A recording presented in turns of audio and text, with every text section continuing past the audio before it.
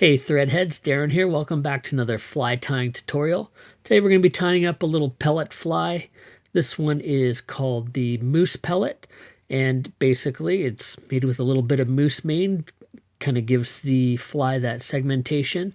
You can have a look at the moose mane. It's got some dark brown or dark gray hairs mixed in with some lighter white hairs. So you just want to be able to pick out a couple different colored hairs, and we'll use those to give the fly the segmentation. It's a pretty simple fly. It's best if you have a little bit of UV resin to give it a nice hard finish and to be able to fish with it right away. Don't forget to leave a comment down below and I'll get you entered into our next draw for some stickers, fly tying materials, and some of the flies we tie in the channel. Let's have a look at the material list and get started.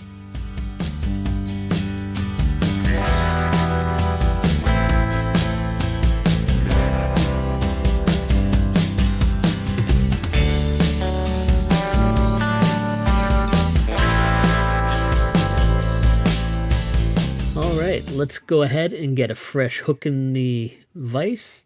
I put a bead on this Firehole 633, and we're going to be tying on a size 12 here today. Typically I'm tying these size 12, 14, and 16. For the bead on here today I've got a brass, but you can go ahead and use tungsten if you want something a little bit heavier. And I like the black, just kind of goes well with this pattern. We're going to start off with a little bit of 70D thread. I'm using a rusty brown here for the underbody. And you just want to use a bit of a darker color. It doesn't actually matter so much because it's basically going to be entirely covered up. Just want a darker color just in case we do have a few gaps in the coverage of the hair along the body. So we'll just go ahead, we'll wrap a base layer of thread, we'll take it down just to before the hook starts to bend, and then we'll take that in and sit it behind the bead. So the first thing we're going to take are a few microphybettes or some Mayfly Tails. These are ones from Fly Tier's Dungeon, and this is a dun colored, and I use, I've got a few different colors. I've got some brown, some olive, some dun, and some golden, and you can mix those up. I've actually done a few where I take 3 different colors and mix those in, and it looks pretty good. So we just want to measure those off, even out the tips of those, and measure it off about a shank length. You don't want it too long, and we'll go ahead and we'll tie those off, keeping them on top of the hook shank. Just lift them up just a little bit as you tie back, and you want to keep it on the straight part of the hook shank, otherwise those will start to bend around the bend of the hook there. Just using a razor blade to cut those off just so that I don't have tag ends hanging up underneath the bead. So next we're going to take some moose hair, and as you can see, you've got some light colored hairs in amongst some darker ones. So they're kind of a dark brown to gray color. So we'll take a white, and then we'll take about 2 or 3 of the darker colored ones.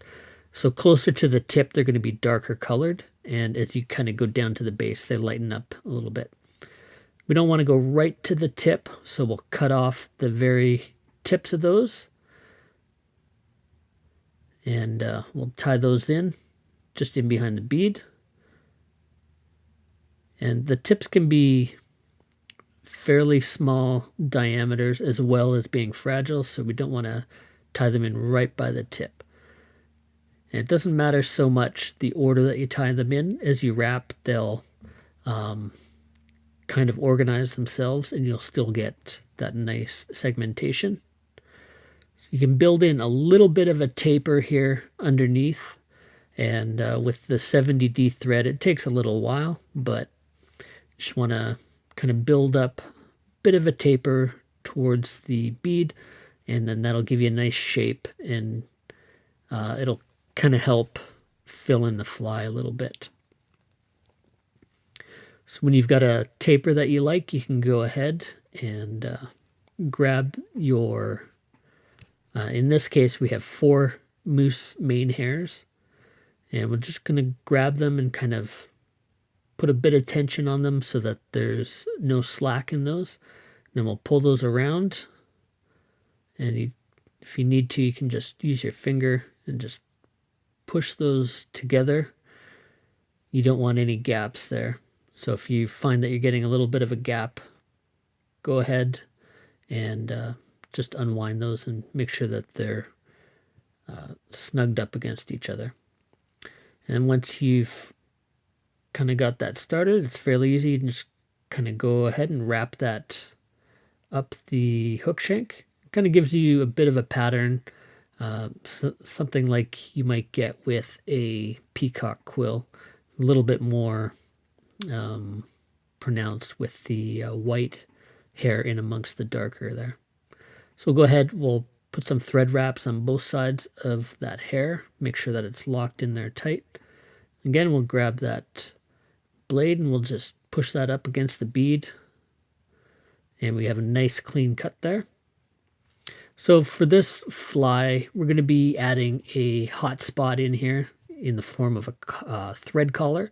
So I'm going to just switch over my thread to 70D, and in this case we're going to be using fluorescent fire orange. Also do this in a hot pink color. You can do chartreuse or purple or blue, something like that. You just want something that's a little bit unnatural and contrasting. So you just want to make sure that we tie off that rusty brown thread with our fluorescent orange before we cut that off.